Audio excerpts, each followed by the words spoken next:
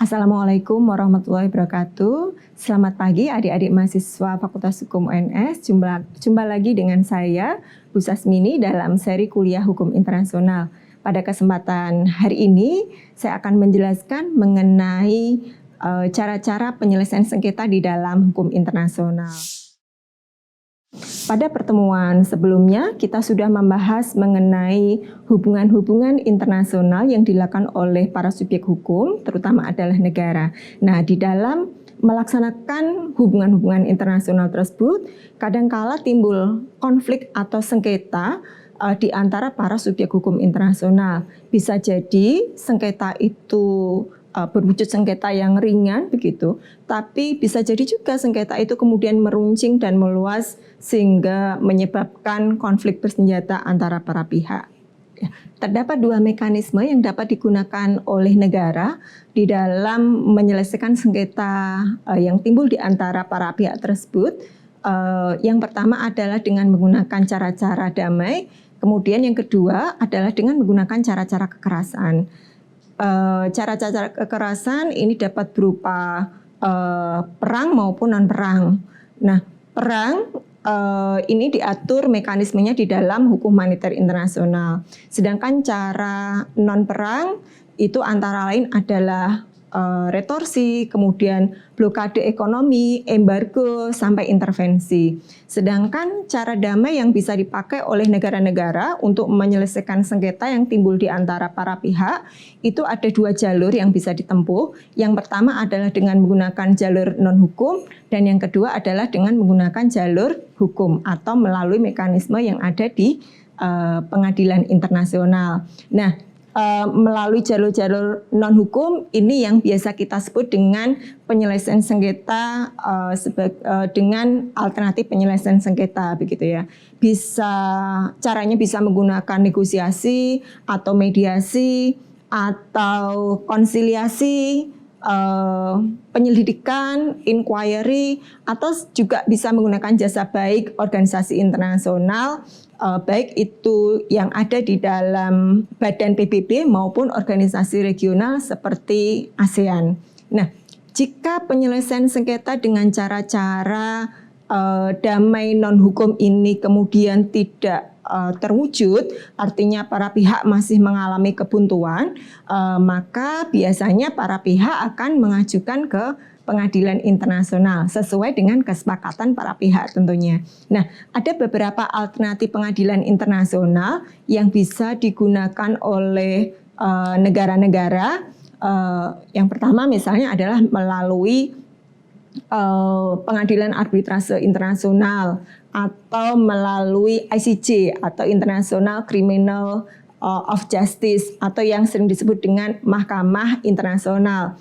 Yang ketiga bisa juga menggunakan ICC atau International Criminal Court, biasa disebut di Indonesia Mahkamah Pidana Internasional. Dan yang terakhir adalah dengan menggunakan International Tribunal for the Law of the Sea yang difasilitasi oleh PBB dalam hal ini.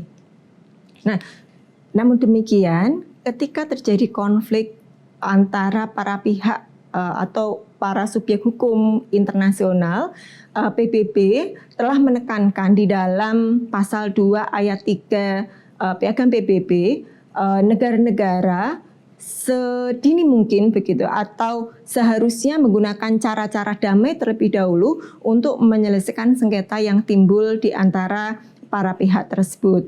Nah, cara-cara damai yang bisa digunakan itu kemudian diatur oleh pasal 33 Piagam PBB, antara lain negara bisa menggunakan negosiasi atau menggunakan mediasi, konsiliasi, jasa baik, penyelidikan, atau menggunakan penyelesaian yang ada di badan yang disediakan oleh organisasi internasional seperti PBB maupun di forum-forum regional seperti ASEAN. Nah, dalam praktek biasanya negara-negara ini lebih banyak menggunakan penyelesaian sengketa dengan menggunakan mediasi atau perundingan yang pertama. Mengapa begitu ya? Karena memang cara ini yang lebih fleksibel dilakukan oleh negara-negara. Jadi dilakukan perundingan sedini mungkin begitu. Kalau misalnya perundingan atau negosiasi itu tidak tercapai, kemudian bisa menggunakan jasa pihak ketiga. Jasa pihak ketiga ini bisa berwujud mediator, artinya kemudian menyelesaikan sengketa dengan cara mediasi, atau jasa baik dari organisasi internasional, atau menggunakan mekanisme-mekanisme lain yang disepakati oleh para pihak tentunya ketika ada konflik timbul.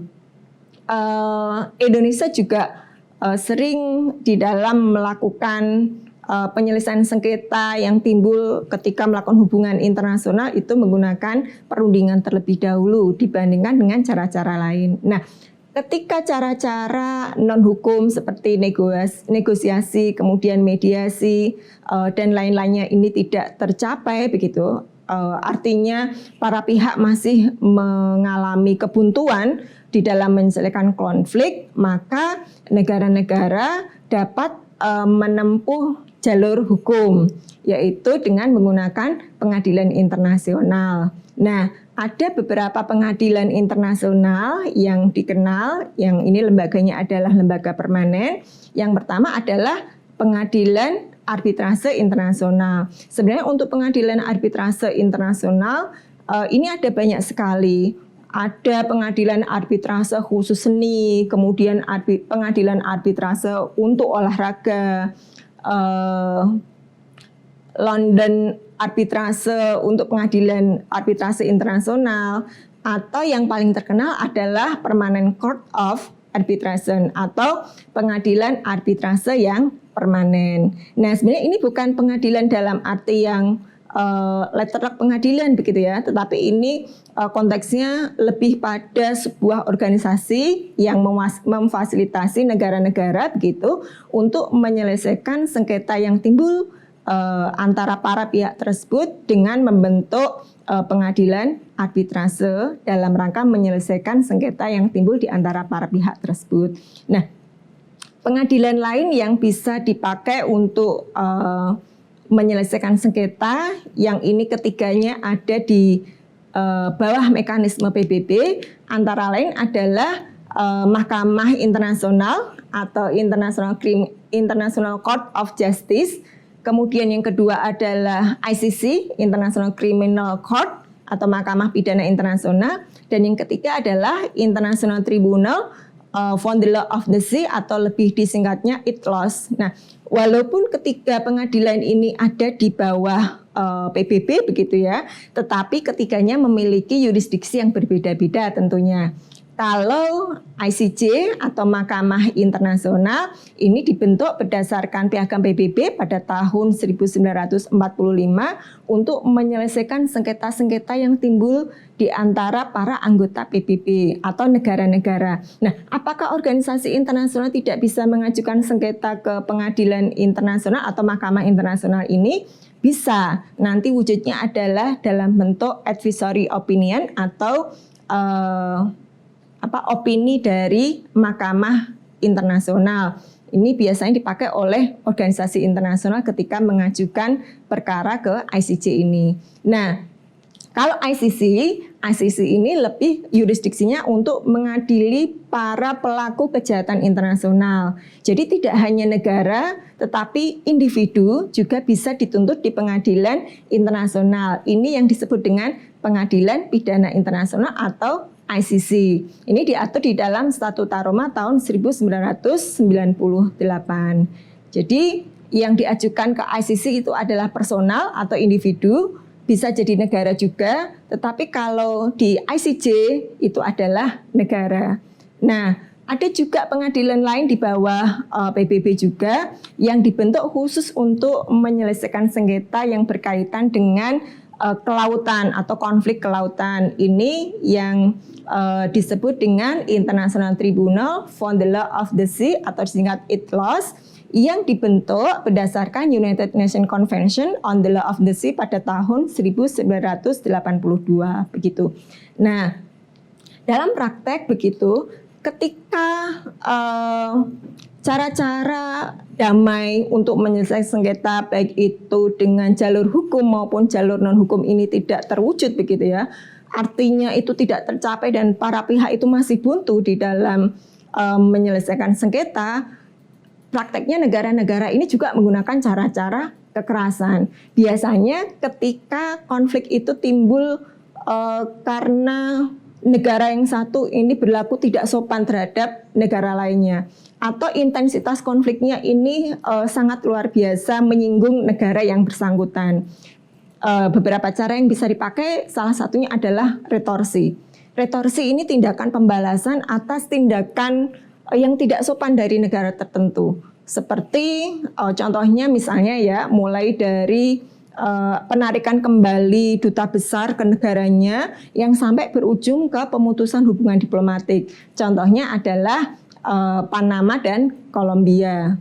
Itu akhirnya mereka memutuskan untuk tidak ada lagi hubungan diplomatik antara keduanya. Kalau ibarat suami istri, kita cerai dan sudah sampai di sini begitu. Nah, cara lain yang bisa digunakan oleh negara biasanya di dalam praktek adalah dengan embargo, blokade, atau intervensi. Sebenarnya cara-cara kekerasan ini sama semua sih. Sifatnya adalah memaksa negara lain untuk mengikuti keinginan negara yang satu. Embargo ini dilakukan oleh Amerika Serikat di Kuba ini, yang terakhir-terakhir ini ya. Pernah juga Indonesia diembargo militer oleh Amerika Serikat tahun 99 sampai 2005 berkait dengan perdagangan senjata militer. Jadi karena konfliknya Timur-Timur, kemudian ya Amerika Serikat kemudian melakukan embargo senjata di Indonesia.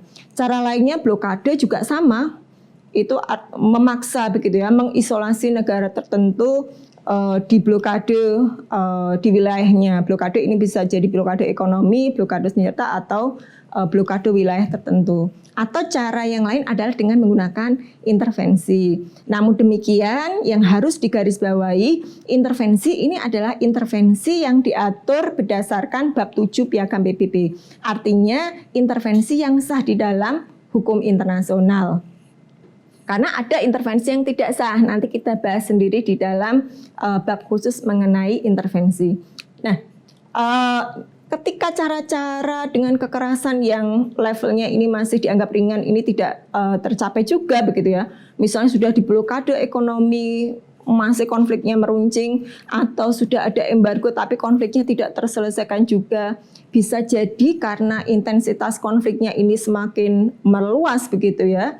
Akhirnya ya para pihak menyerang pihak lainnya, atau nanti akhirnya ya terjadi konflik bersenjata antara negara yang satu dengan negara yang lainnya.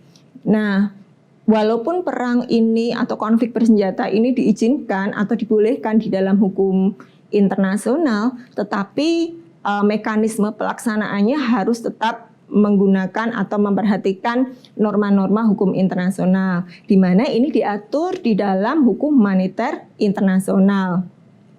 Ada dua instrumen pokok yang mengatur mengenai perang atau konflik bersenjata ini, yaitu Konvensi Den Haag tahun 1899 dan Konvensi Den Haag tahun 1907, serta Konvensi Jenewa tahun 1949 beserta protokol tambahannya tahun 1977. Nah, keduanya ini mengatur mengenai tata cara konflik yang Konvensi Den Haag, sedangkan Konvensi Jenewa dan protokol tambahannya ini lebih memfokuskan pada selain tata cara dan metode berkonflik juga mengatur mengenai perlindungan terhadap korban konflik, baik itu kombatan atau kombatan yang menyerah kita sebut sebagai tawanan perang, penduduk sipil terutama yang banyak diatur di sana, dan juga pihak-pihak lain yang terlibat di dalam konflik. Bisa jadi itu adalah wartawan perang atau tenaga kesehatan atau relawan yang membantu ketika terjadi konflik bersenjata yang biasanya diprakarsai oleh teman-teman yang bergabung di dalam Federasi Palang Merah Internasional atau International Committee of the Red Cross. Nah, ini yang baru saja terjadi, pemberitaan kemarin yang saya baca, ini terjadi antara negara Azerbaijan dan Armenia. Ini saya baca baru tadi malam mereka bersepakat untuk melakukan gencatan senjata karena memang korban yang timbul itu sudah sangat banyak, terutama dari penduduk sipil. Nah, demikian adalah mekanisme-mekanisme yang dapat digunakan oleh negara-negara untuk menyelesaikan sengketa yang timbul di antara para pihak, di mana mekanismenya ini diatur oleh hukum internasional. Negara-negara bisa menggunakan cara-cara damai maupun kekerasan begitu ya. Tetapi PBB sendiri sudah menekankan kepada negara-negara untuk menggunakan cara-cara damai terlebih dahulu, baik itu menggunakan jalur non-hukum maupun jalur hukum. Memang kalau sudah tidak bisa tercapai begitu ya, kesepakatan negara itu untuk menyelesaikan sengketa bisa menggunakan mekanisme dengan cara-cara kekerasan. Tetapi yang harus diingat, mekanisme itu harus sesuai dengan koridor hukum internasional. Demikian adik-adik mahasiswa Fakultas Hukum, sampai jumpa di pertemuan seri kuliah Hukum Internasional yang lain. Assalamualaikum warahmatullahi wabarakatuh.